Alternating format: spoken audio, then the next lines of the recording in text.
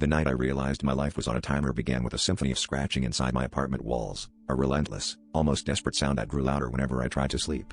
Neighbors said it was just rats, but I knew better.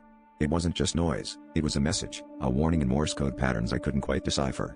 I told myself I'd deal with it in the morning, but something about the urgency in those frantic scrapes kept me up until dawn, heart pounding in my chest like the thing in the walls wanted out. By the third night, I couldn't take it anymore. Armed with a crowbar, I pried open the drywall behind my bed, expecting to find a nest or at worst, a decaying carcass. Instead, nestled in the insulation, was a small leather-bound diary, brand new, no dust, no bite marks. My hands trembled as I flipped it open to the first page, where a date was scrawled in neat handwriting, tomorrow's date. The entry began with my name, describing my every movement in this room, right up to the moment I found the diary.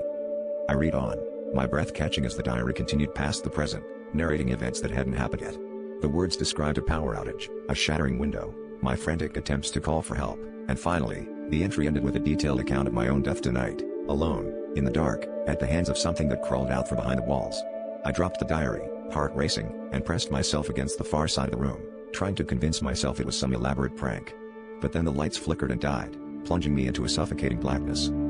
As I fumbled for my phone, I heard it again, scratching, closer now, coming from inside the room itself. The diary was still open on the floor, its pages fluttering as if caught in a phantom breeze.